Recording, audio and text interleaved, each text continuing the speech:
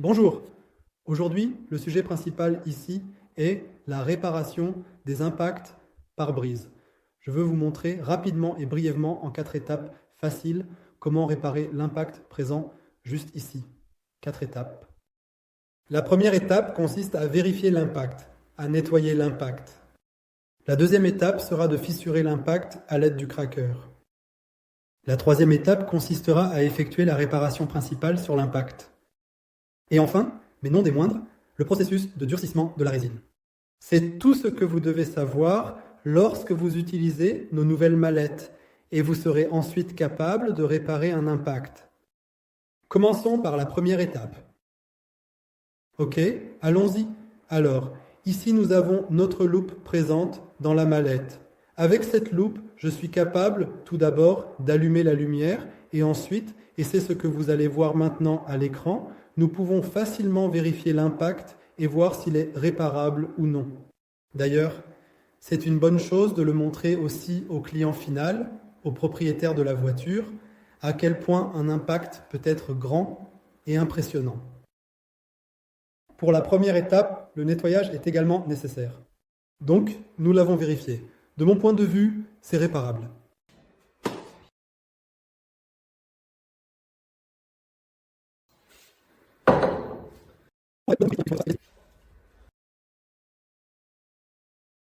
Et vérifier qu'il n'y a plus de particules de verre à l'intérieur de l'impact.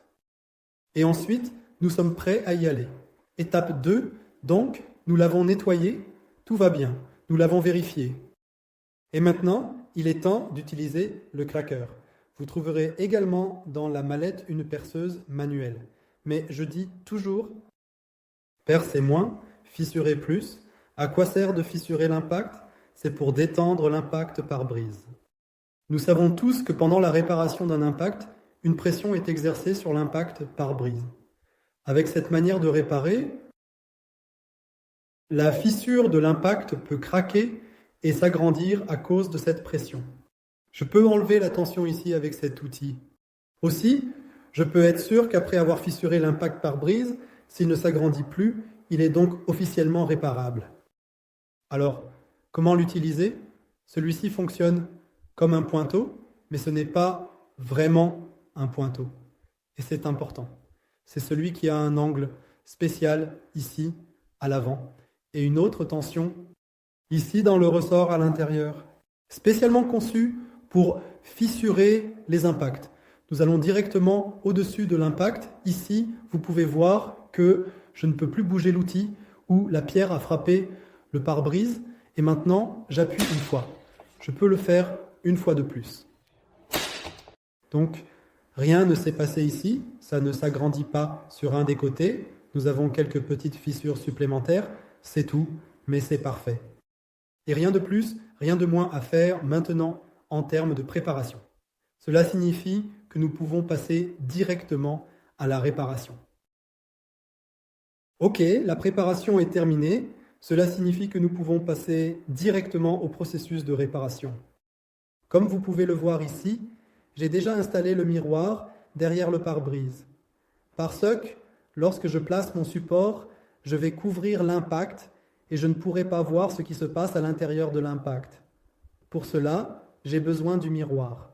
Il suffit de le placer derrière l'impact pour que l'impact soit toujours visible pendant le processus de réparation. Voici notre support.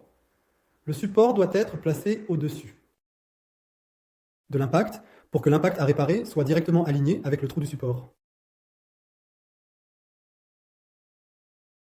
Nous avons ici dans la mallette un gel pour ventouse, ce qui rend l'installation du support beaucoup plus facile. Je vais juste utiliser une goutte de ce gel sur la surface et l'étaler un peu partout. C'est tout, parfait. Et maintenant, je dois le placer, comme je l'ai dit, au-dessus de l'impact et pour être bien au centre, que le trou soit bien au centre de l'impact, j'utilise ce détecteur d'impact. Je le passe à travers le trou pour chercher le centre de l'impact et vous l'avez atteint quand vous ne pouvez plus bouger le détecteur d'impact. Puis vous placez votre support juste au-dessus de l'impact et vous fermez le support. Retirez. L'outil ici, le centreur d'impact et votre support est en place de manière sécurisée. Dans ces mallettes, vous retrouverez évidemment de la résine de réparation. Ces résines sont présentées en sachets. À l'intérieur de ces sachets, il y a un injecteur en plastique et la résine bien sûr. De l'injecteur, nous avons seulement besoin de cette partie ici. Voici notre injecteur. Pourquoi? Parce qu'après avoir utilisé toute la résine qui est à l'intérieur, je peux jeter l'injecteur en plastique et le tube de résine, en prendre un nouveau et avoir un nouvel injecteur également. Facile, parce qu'ici la lèvre parfois elle durcit. Ce n'est plus vraiment, comment dire, collant sur la surface. C'est pourquoi nous le remplaçons. Cet objet vient exactement se mettre ici, dans le trou du support, juste ici. Quand il y a contact entre le pare-brise et l'injecteur, je peux voir le contact car la lèvre blanche de l'injecteur devient grise au fur et à mesure que la lèvre se rapproche du pare-brise. À cause de ce contact, la lèvre va passer de blanc à gris. Je peux alors être sûr d'avoir une connexion 100% étanche entre le pare-brise et ici l'injecteur. Quand le support est installé et que l'injecteur est également en place, il est temps pour la résine. Et ici, nous avons besoin de 3 à 5 gouttes directement au centre de l'injecteur. Donc 1, 2, 3, 4, 5.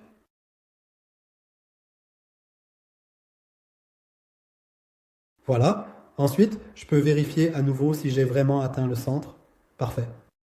Et maintenant, nous pouvons passer à l'étape suivante. Donc, le support est installé, l'injecteur est en place, la résine est en place. Maintenant, nous prenons un autre outil ici dans la mallette et c'est notre adaptateur d'injecteur. Donc, celui-ci, je dois le placer directement dans l'injecteur en plastique. Assurez-vous simplement que le joint n'est pas trop serré, juste avec 2 doigts, fermez-le, et quand vous sentez que ça devient un peu moins facile, arrêtez. Donc, ne le serrez pas trop. Tout doit être serré, mais pas trop serré. Alors maintenant, nous pouvons passer ici au flexible. Ce flexible, que je dirais, est la liaison principale et essentielle entre l'unité d'automatisation et, ici, mon injecteur. Un côté se connecte ici à l'injecteur, tandis que l'autre côté, je me connecte ici à l'unité d'automatisation. Et sur l'écran de l'unité d'automatisation, nous pouvons trouver 1, 2, 3, 4, 5 programmes différents. Et maintenant, c'est très facile. Nous devons juste utiliser l'option qui ressemble à notre impact.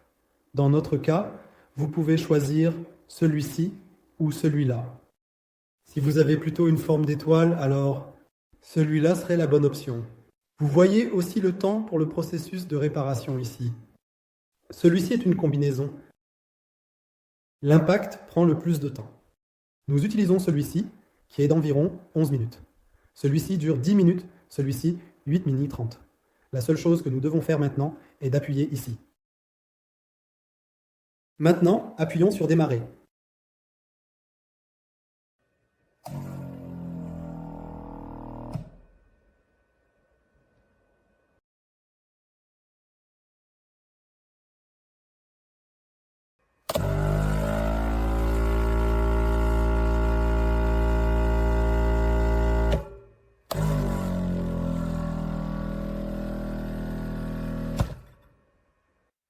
Donc, le processus de réparation ou de remplissage est maintenant terminé.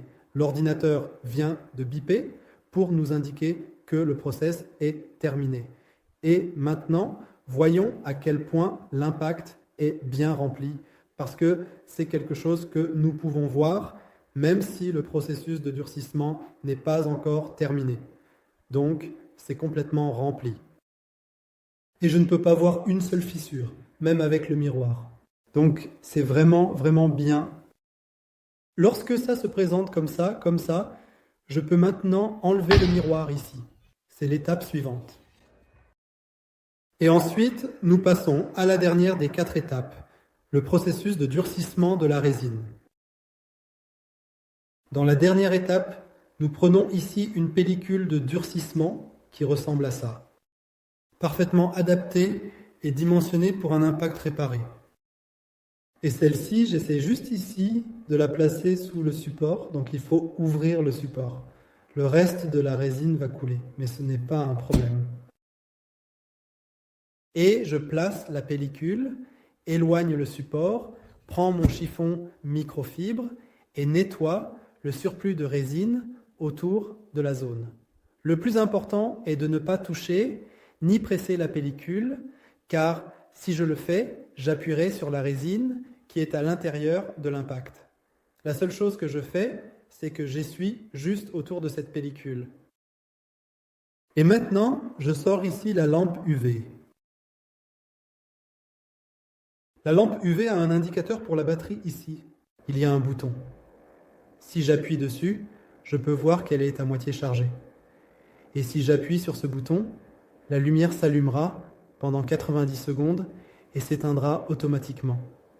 Je la place maintenant au-dessus de l'impact, j'appuie sur démarrer et tu peux voir que la lumière UV fonctionne maintenant et durcit la résine.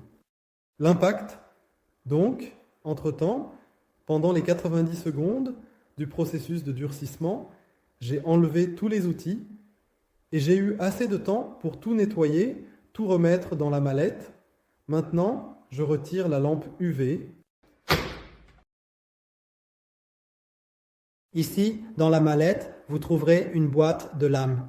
D'un côté, je peux sortir une nouvelle lame et de l'autre côté, je peux mettre les vieilles lames. Cela signifie qu'il est facile de voir que, par exemple, ici, j'ai 3 vieilles lames et 5 nouvelles lames. Nous pouvons facilement réapprovisionner les lames simplement en ouvrant la mallette et en regardant ce qui manque en lames et en pellicule de durcissement. Dans la mallette, il y a également un support de lame où j'ai déjà mis une lame neuve. Avec cette lame, je vais enlever la pellicule. C'est tout. Placez-le quelque part. Je peux utiliser la lame jusqu'à 5 fois, je dirais. Et maintenant, je gratte ici le surplus de résine. La façon dont je le fais, et cela diffère d'un mécanicien à l'autre, je me déplace vers l'intérieur jusqu'à l'impact et à la fin, je le prends comme ça, je le place perpendiculairement à l'impact.